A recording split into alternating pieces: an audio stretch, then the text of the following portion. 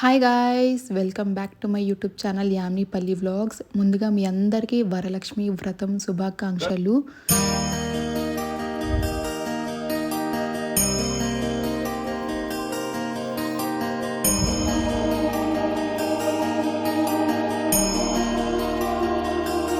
చూసారు కదా దేవుణ్ణి ఎలా అలంకరించుకున్నామో. సో ఇది నా ఫస్ట్ వరలక్ష్మి వ్రతం అన్నమాట పెళ్ళైన తర్వాత. అండ్ ఇది నాకు చాలా స్పెషల్, ఎందుకంటే ఇది నేను మమ్మీ వాళ్ళతో అండ్ అత్తయ్య వాళ్ళతో కలిసి సెలబ్రేట్ చేసుకున్నాను కాబట్టి. అండ్ ఈ స్పెషల్ మూమెంట్స్ అని వ్లాగ్ చేసి మీతో షేర్ చేసుకోవాలనుకున్నాను. అండ్ మాకైతే ఇలా ఫస్ట్ వరలక్ష్మి వ్రతం పంతులు గారు వచ్చి చేస్తారనమాట. పూజ వ్రత కథ అంతా చదువుతారు. యాక్చువల్లీ మాకు ఈ పూజ హడావిడి 1 వీక్ బ్యాకే స్టార్ట్ అయిపోయింది అనమాట, ఎందుకంటే ఫస్ట్ కాబట్టి ఆ హడావిడి ఎక్కువ ఉండిద్ది. श्रीमन्महागणाधिपतिमावाहयामि स्थापयामि पूजयामि अक्षतंतो पूजयामि स्थिरो भव वरदो भव सुमुखो भव सुप्रसन्नो भव इदो तुजीवय